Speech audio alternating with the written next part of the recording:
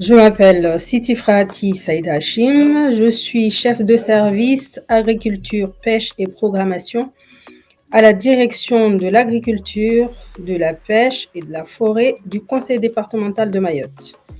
Je suis en charge de la mise en œuvre de la politique du département en matière d'agriculture et de la pêche, donc un accompagnement du public agriculture.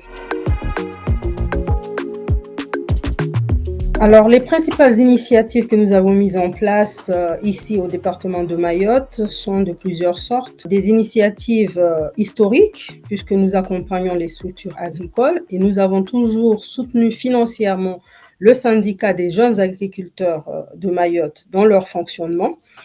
Et depuis 2020, nous avons une convention pluriannuelle et dans cette convention, il y avait des actions de sensibilisation et de valorisation des produits locaux et du métier d'agriculteur. Autre initiative qui est aussi historique aussi, c'est le financement et la modernisation des exploitations agricoles. Ça concerne aussi les jeunes. Donc, nous avons toujours soutenu en termes d'investissement la modernisation des exploitations agricoles. Et troisième initiative, et ça c'est une initiative aussi transversale, le département continue à signer des contrats de bail avec les jeunes qui ont des projets aboutis, des démarches qui peuvent parfois prendre beaucoup de temps parce que la problématique foncière est très très présente à tous les niveaux au niveau Mayotte. On a lancé en 2023 un appel à projet structuration des filières. Cet appel à projet consiste à retenir des projets structurants qui nous permettent de structurer les filières et il en est ressorti trois projets phares, trois axes phares. Un projet dans le domaine végétal porté par l'Union des coopératives de Mayotte, un projet pour la filière volaille porté par l'abattoir volaille de Mayotte et un projet pour les ruminants. Deux dernières initiatives, donc c'est la mise en place d'un centre d'application agroécologique à Mireréni, un centre qui sera la vitrine de l'innovation agricole mahoraise autour de la promotion et de l'évolution des jardins mahorais, avec comme objectif, c'est l'amélioration de nos systèmes de production et surtout la préservation de la production et la gestion en ressources en eau. Et pour finir, en termes de perspective, en termes d'initiative, nous avons signé en 2023 un contrat, une convention cadre de partenariat avec le Crédit Agricole Réunion Mayotte dans le domaine du financement et des préfinancements des projets agricoles. Les principaux défis à Mayotte pour mobiliser les jeunes, je pourrais en citer trois. Trois défis majeurs, à savoir la retraite, le foncier et la capacité financière.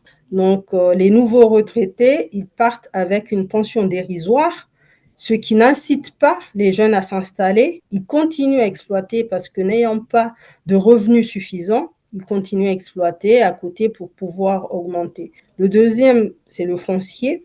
Nous avons très peu de foncier privé. Le foncier est soit en indivision, soit titré au nom du conseil départemental, donc de la collectivité, et que tous les dispositifs d'aide qui existent aujourd'hui sont conditionnés à la maîtrise foncière. Le foncier ici à Mayotte reste familial, donc si la personne va titrer un terrain qui appartient à la famille, aux parents, il y a les frères et sœurs qui demandent à ce que ça reste familial et que ça soit partagé, ce qui amène une morcellement de la parcelle et ce qui n'est pas compatible avec l'agriculture.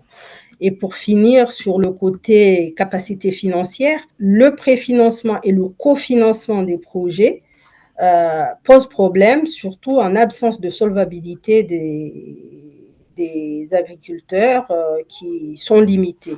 Et si on rajoute à ce problème-là la partie foncière où le foncier n'appartient pas, c'est un serpent qui se mord la queue, puisque le foncier peut servir parfois de garantie au niveau de la banque, mais si l'exploitation n'a pas le foncier, il ne peut pas accéder aux aides non plus et n'a pas cette capacité financière. En ce qui concerne la formation des jeunes au niveau des agriculteurs, nous avons un lycée agricole qui est installé ici depuis plusieurs années, mais les élèves y vont pas par choix. C'est souvent parce qu'ils n'ont pas eu de formation ailleurs qu'ils se dirigent vers le lycée agricole. Et après, sortant de là, sont rares les élèves qui s'installent effectivement en agriculture. Parce qu'au départ, ce n'était pas un choix voulu initialement.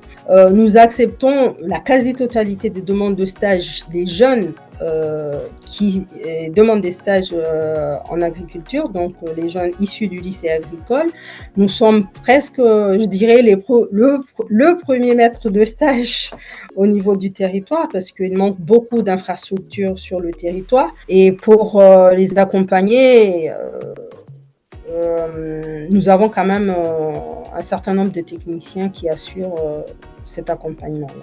En termes de résultats par rapport aux engagements des jeunes, on va parler de résultats, pas forcément une augmentation du nombre de jeunes qui s'installent, mais des jeunes qui s'installent avec un engouement et surtout plus professionnel et qui arrivent à vivre de leur métier.